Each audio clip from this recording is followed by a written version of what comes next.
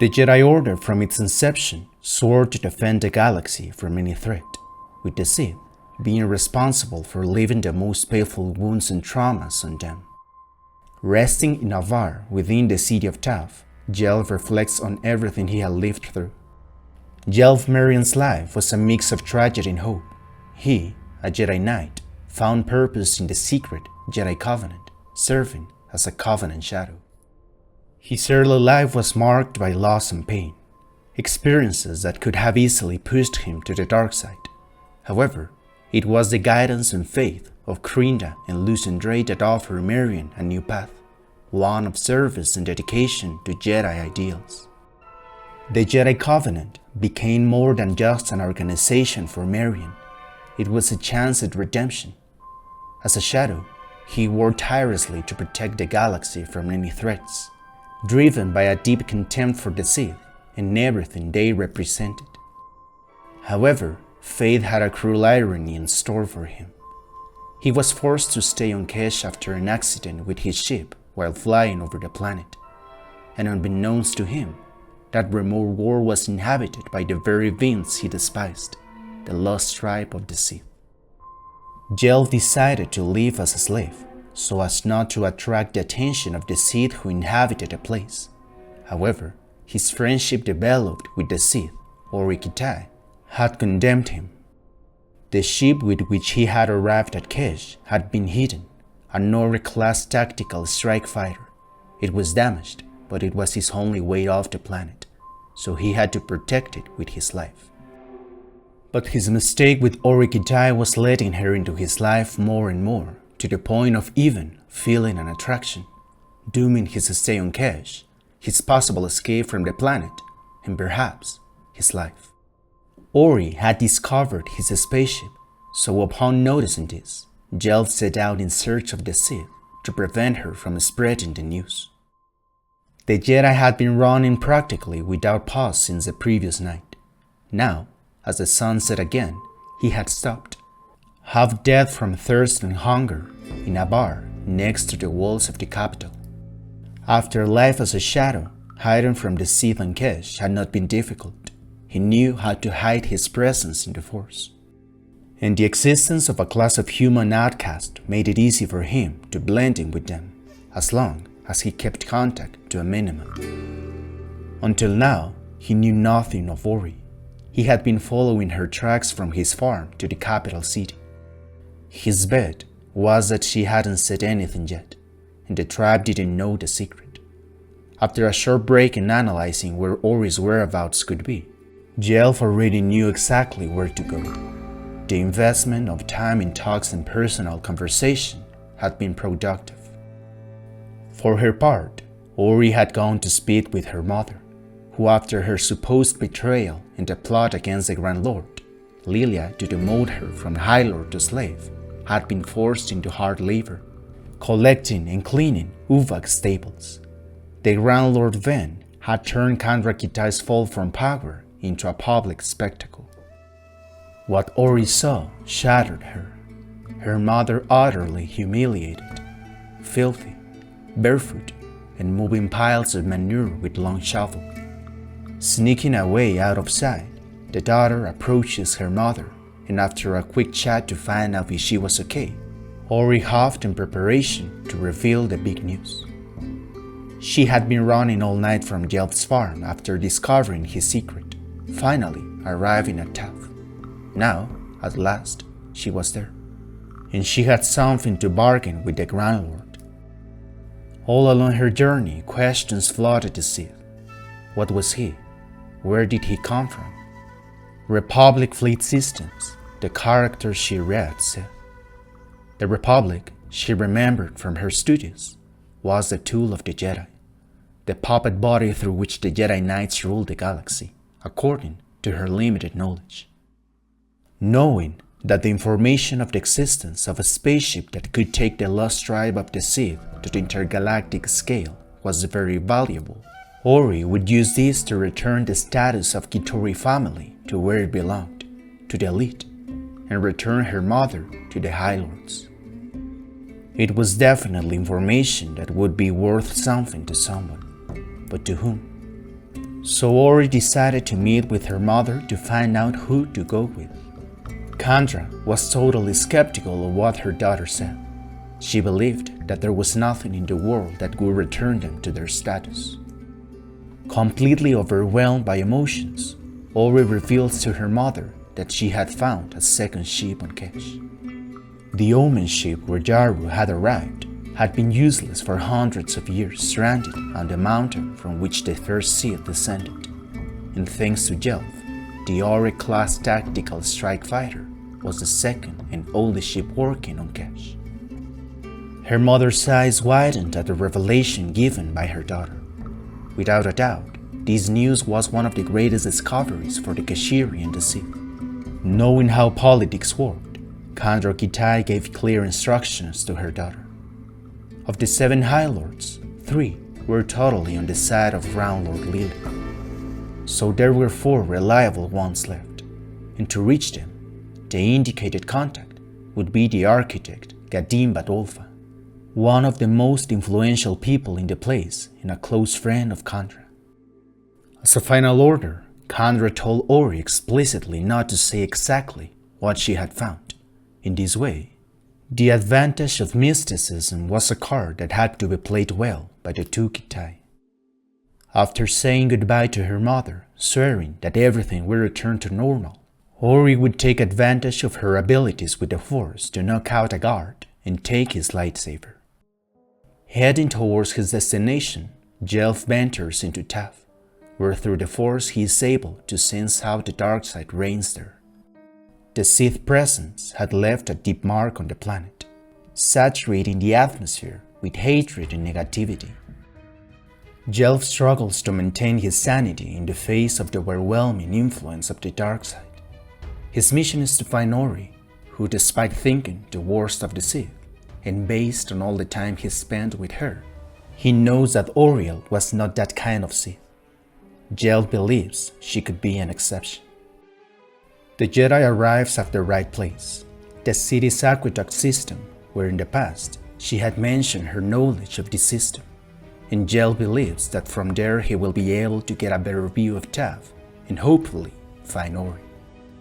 From a strategic position in the middle of the night, Jelf, using his macro binoculars, tries to find the Sith. But the surprise comes first for him when he is discovered and attacked by his friend.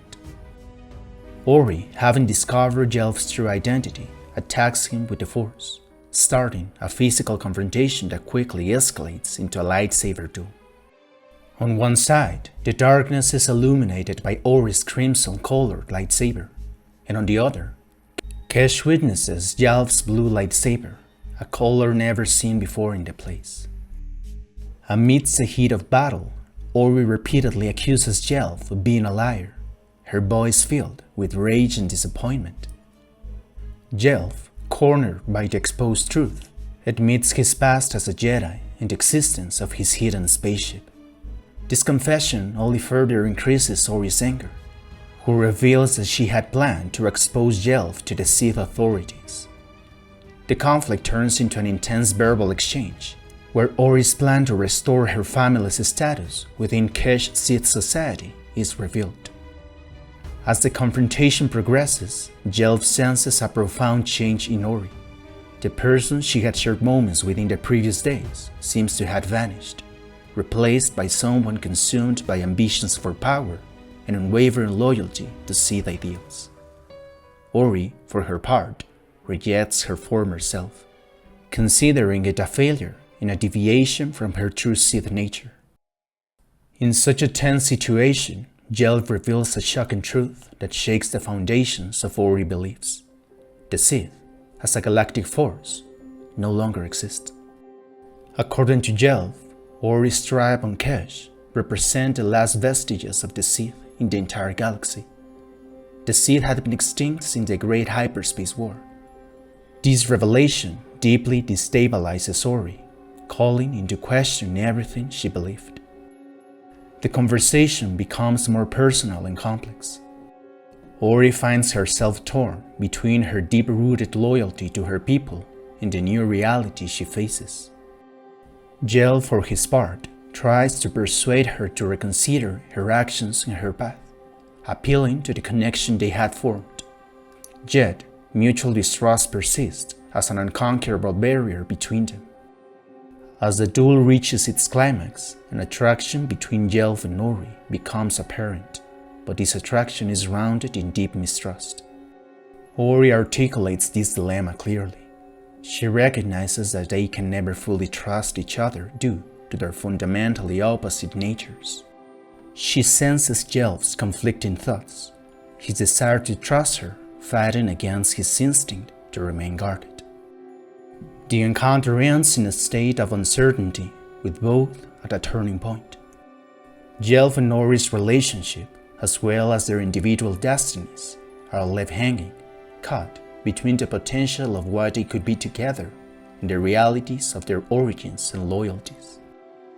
Jelf, with a warmth at odds with what was happening, steps forward and approaches Ori. They both know what they are up against, the complexities of their relationship and the divergent loyalties. Ori, struggling with her identity, knows she can no longer be the person she was on the farm, rejecting the idea that weakness is necessary to be with Jelf. For his part, the Jedi tried to convince her that she can be strong without needing to follow the universal creed of the lost tribe of the Sith, to rule the galaxy. The Jedi challenges the tribe's philosophy, arguing that the ideology surrounding the Sith of Kesh is a delusion, one that dooms most to failure. He attempts to persuade Ori that she can choose not to participate in this power struggle. Finally, their emotional connection manifests itself in a passionate kiss, defying the possible consequences. The situation becomes more complicated when Ori reveals that she has already set in motion a plan orchestrated by her mother. She has summoned the High Lords to Jelf's farm to show them the important discovery. This turn of events alarms Jelf, who realizes the urgency of the threat. The conversation reveals more details about Ori's plan, her intention to steal a Uvak in order to arrive on time for the meeting. Jelf, quickly adapting to the situation, offers his help. In the end, the Jedi humorously confesses to her that Ori is the first Sith he has ever fought. As a team, the pair get the Uvak and fly as fast as possible to Jelf's. The plan was already made. During their flight, both agreed that the discovery that Ori was going to present would be 4 perfectly working blasters weapons that Jelf had, with the excuse of having been discovered by Ori in an ancient temple. The technological advancement in Kesh was almost non-existent, something that since the time of Yaru Korsan, the Sith had understood. Kesh was a simple ball of mud with lakes, a planet infertile in terms of natural resources to take advantage of. All the weapons and technology they had from the crew of the Omen had long since been exhausted. The discovery of new weapons would make an important difference in the violent politics of the High Lords. Unfortunately for both, in the distance they could see flying creatures, Uvaks, being ridden by the High Lords heading towards the agreed place. At this, using his Jedi skills, Jelf jumps to the ground, impressing Ori. Kitai arrives at Jelf's farm. However, the High Lords previously indicated hadn't been the ones in charge of going. Ori found herself in a trap prepared by High Lord Lilia Ven and the Lucer brothers, the same ones who had ridiculed Ori on the same farm. Perplexed by the situation, Lilia Ven proudly reveals that her mother had betrayed her, since she was the one who directly informed Grand Lord Ven about the discovery, who also made a deal. Kandra's desperation and little faith in her daughter had overcome the situation, and she had confessed everything to Lilia, leaving aside her trust in Ori. Ven, motivated by her desire for power, had taken her vision further than any leader of the tribe. Her ambition took new heights, towards the stars. She had arrived before, and indeed, what Ori had said was true. Lilia was in the presence of the spaceship. Completely surrounded, Jelf manages to rescue Ori by using blasters to attack the Sith guards, weapons unknown on Kesh, and despite the fact that the Luso brothers had abilities with the Force, repelling blaster fire was something completely unknown to them. In the midst of the chaos, Ven manages to enter the starfighter, inadvertently activating the navigation system and even taking off into the air. However, by doing so, Lilia had ended everyone's dreams. Jelf's plan had been activated. In the first place, the ship was always hidden under manure. However, the Jedi had a plan B in case they managed to discover its cover. 2 of the ship's proton torpedoes, surrounded by thousands of kilograms of explosives. Transforming the fertilizer into something fit for an anti-theft system had required much patience and care. Now, Plan B had worked perfectly.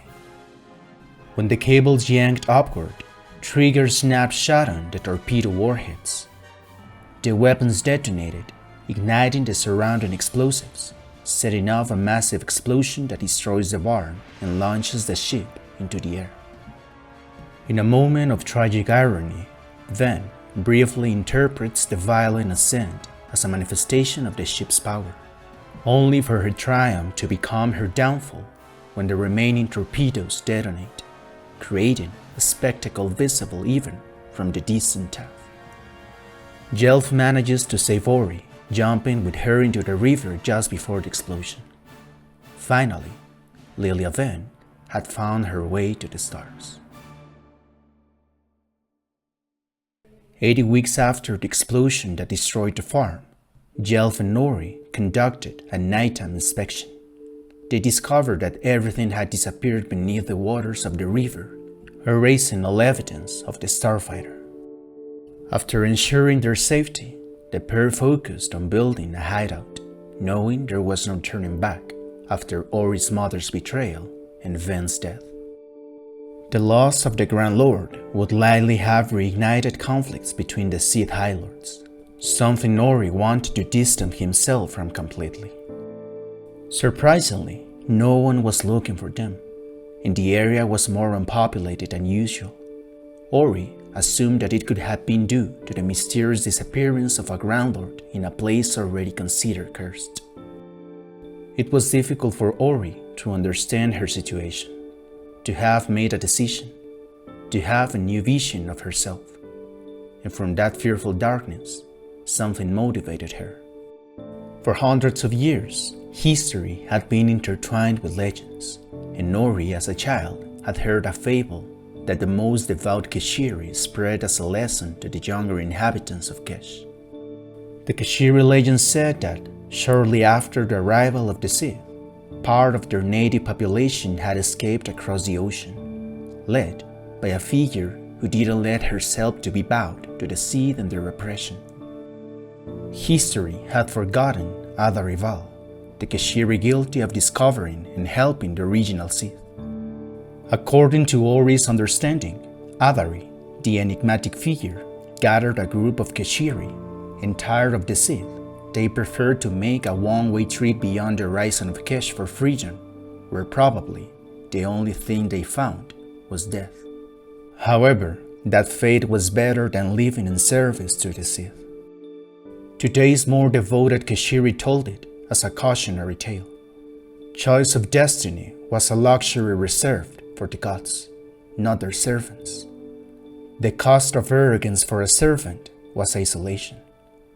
Although traditionally interpreted as a warning against rebellion, Ori saw it as an act of bravery and self-determination.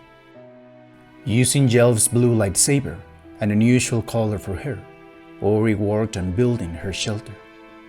Meanwhile, Jelf was tasked with gathering food and guarding the ship's only remaining component, a transmitter, his last link to the outside world. This device, although unable to send messages due to the planet's peculiar magnetic field, can pick up signals from the outside. For a time, Jelf has watched the device, waiting for some sign of life beyond Kesh, without any success. Until now. During a trip into the jungles of the planet where Jelf used to go, the transmitter picks up a message that changes everything. The Jedi, visibly shocked after his return, reveals to Ori some unthinkable news. Jelf had managed to pick up a signal. It took him several seconds to be able to speak. And totally overwhelmed, the message confirmed that the Jedi are at war with each other. The transmission, a fragment of a warning from a Republic admiral, spoke of the Jedi named Revan, the supreme commander of the Republic military, the hero of the Mandalorian Wars, once an ally, now the reason for a conflict that had divided the Jedi Order. Darth Revan and Darth Malak were the new evil that was bringing the galaxy to its knees. This revelation shakes the foundations of Jelf's reality. He feels responsible, recognizing that the Covenant, the Jedi sect to which he belonged, contributed to the initial fragmentation of the Order. Guilt and helplessness wash over him as he contemplates the consequences of his past actions. Meanwhile, Ori, watching in silence, understands for the first time the magnitude of Jelf's loss. While she was grieving the loss of her world, he was dealing with the loss of an entire galaxy. Faced with this new reality, Jelf finds himself in a quandary. His hope of making contact to rescue them and warn of the Sith on Kesh is fading. Now, he fears that revealing the existence of a planet filled with Sith would only make the already precarious galactic situation worse, especially if Revan or some other Jedi has fallen to the dark side. Thus, Jelf and Ori face an uncertain future, trapped in their isolation on Kesh, burdened with the knowledge of a galaxy in conflict and the responsibility of keeping the existence of the last Sith in secret. Orielle, observing Jelf's inner conflict, suggests a solution inspired by Sith philosophy: selfishness. She proposes that having both been rejected by the respective orders, perhaps it's time to think only of themselves. This idea challenges Jelf's core principles as a Jedi, but he cannot deny it. Hearing it offers a release from the responsibilities that torment him, Jelf, making a decision, and in a symbolic and definitive act, decides to destroy the transmitter. With Ori's help, he throws it into the stream, thus breaking his last link to the outside world. Both Jedi and Sith had renounced their past and accepted their new life on Kesh. Freed from the bonds of their old worlds, Jelf and Ori prepare to begin a new life together. They are no longer an exiled Jedi and a renegade Sith, but simply two people who have chosen to live for and by themselves in their new home. The cords were cut, and it was time to live.